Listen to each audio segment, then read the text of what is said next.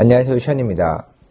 제가 저번 영상에서 이 생존 리포트라고 해서 작년에 제가 어떻게 살았는지에 대해서 간략하게 올렸었는데, 막상 올리고 보니까 이렇게 뭔가 지금 여기 경기도권 내에서 서울은 못 들어가고 이 스트러글링 하면서 살아가고 있는 나의 라이프에 히스토리 같은 거를 조금 이렇게 기록으로 남겨놔도 좋을 것 같고, 혹시나 먼저 지나가신 분이나 또는 뒤따라 오시는 분들이 봤을 때, 저랑 비슷한 이런 컨디션에 있는 그런 사람들이 봤을 때 도움이 될 만한 것도 있을 것 같다고 생각해서 이렇게 기록을 남기기로 했어요. 그래서 제가 지금 2023년 1월, 2월을 지냈으니까 거기에 대해서 되돌아보자면, 제가 자체적으로 지금 육아휴직, 나라에서 지원해주는 거 아니고 프리랜서니까 자체적으로 제 돈 깎아 먹어가면서 육아휴직을 하고 있는데, 왜냐면 제가 이제 출장이 많은 일이 있다 보니까 와이프 혼자서 독박으로 아이를 보는 일이 되게 많아요. 그래서 그게 좀 미안해서 제가 3월 달에 다시 또 출장을 가게 되면 그때 또 육아를 못 해주니까 그거를 지금 좀 당겨서 한 번에 많이 해주자라는 개념으로 많이 도와주고 있는데, 해보니까 왜 출산율이 0.78 막 이렇게 나오는지 알 것 같아요. 진짜 아기는 너무 이쁜데 진짜 너무 힘들어요. 제가 좋아하는 학자가 있는데 조던 피터슨인가 하는 학자가 한 얘기가 있어요. 여자가 교육을 많이 받고 여러 가지 일에 대한 옵션이 많으면 많은 사회일수록 출산율이 떨어진다라는 얘기를 하더라고요. 그러면서 거기에 대한 예시도 들었는데 정말 맞는 얘기인 것 같은 게, 제가 남자잖아요. 조건이 이렇게 여러 가지 많다 보니까 만약에 저라도 애 안 낳을 것 같아요.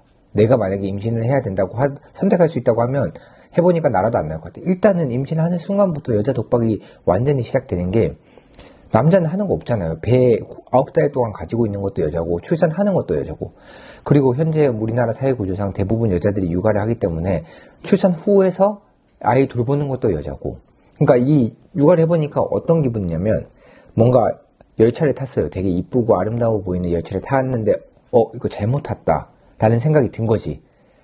근데 그 열차는 달리기 시작했고, 그 달리기 시작한 열차는 20년 뒤에 멈춘대요. 그것도 폭주기관차야, 폭주기관차. 그냥 달리는 열차가 아니라, 그냥 막,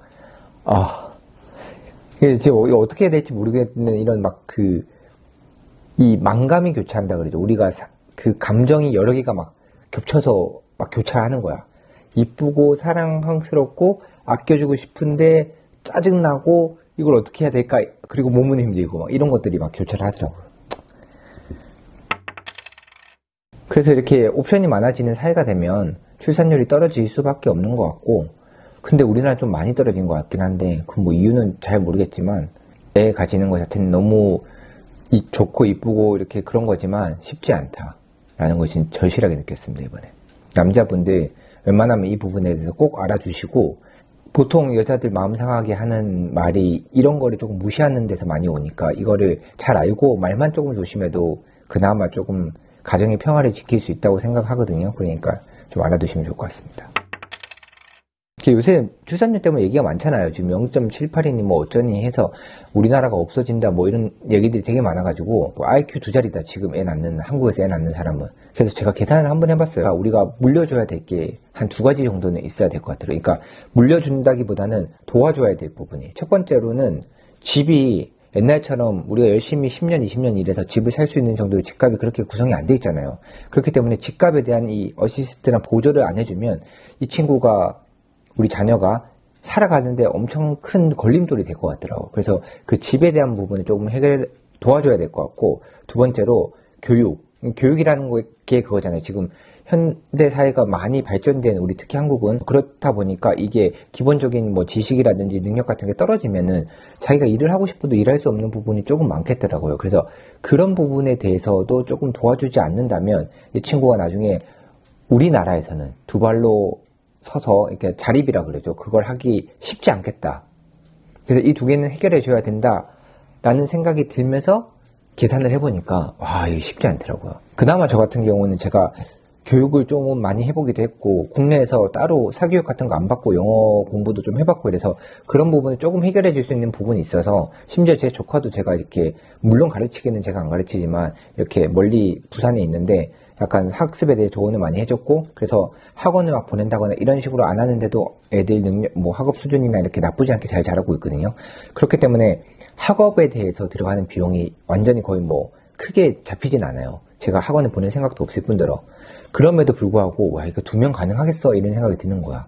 왜냐면 한 명을 낳아보니까 한 명으로는 좀 부족해 보이고, 이게 형제가 없다는 게 조금 미안한 마음도 들더라고요.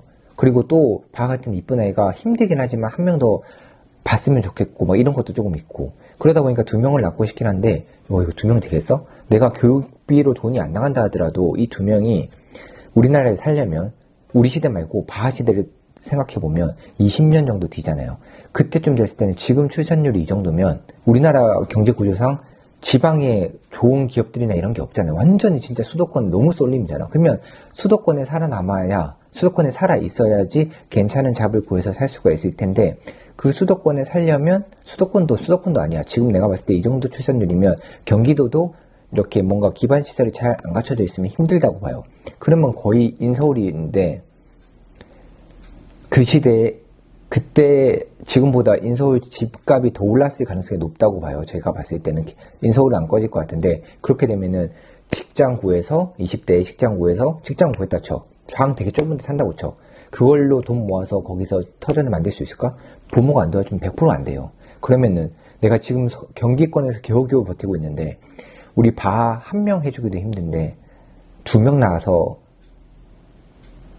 해준다? 아, 이거 좀 말이, 계산이 아예 안 되는 거예요. 그냥 숫자로 계산할 필요도 없이 그냥 안 되는 거예요. 거기다가 만약에 저는 뭐 교육 쪽에서는 돈을 조금 안 쓰기로 각오가 돼 있고 내가 할 수 있다고도 생각하지만, 만약에 교육 쪽에 돈을 쓴다 그래서 집이랑 교육 둘 다 고려해야 된다? 그럼 진짜 한 명이 힘든 거야. 그러니까 0.78이 틀린 숫자가 아니고 잘못된 숫자가 아닌 게, 이거를 고려하면 그만큼밖에 안 되는 거예요. 그래서 그때 뭐 최재천 씨가 얘기했던 것 같아요. 그런 한국에서 애 나오면 IQ 2자리다. 그 틀린 말이 아닌 것 같더라고. 지금 이렇게 계산해 보니까 지금 이 상황에서 아이를 낳는 사람이 용감하구나. 나는 할 수 있다. 애한테 어느 정도 집에 대한 서포트, 그리고 교육적인 서포트를 할 수 있다. 또는 우리나라가 아닌 나라에서 사는 아이로 만들 수 있다. 뭐 이게 아닌 이상 이게 쉽지 않겠다라는 생각이 들더라고요. 하지만 어떡하겠습니까? 이미 우리 바는 건강하게 잘 자라고 있고, 저도 최대한 열심히 해서 잘 키워봐야죠. 이상 뭔가 씁쓸하지만 너무 현실적인 생존 리포트였습니다. 그래도 방법을 한번 찾아서 이 아이를 낳을 수 있다면은 그 정도 능력이 되는 사람들은 꼭 해보시기 바랍니다. 너무 가치 있는 일이니까. 그렇습니다. 일단 이렇게 씁쓸한 내용을 전하게 됐고, 어떻게든 저도 살아남기 위해서 노력해 보도록 하겠습니다. 이상 션이었습니다.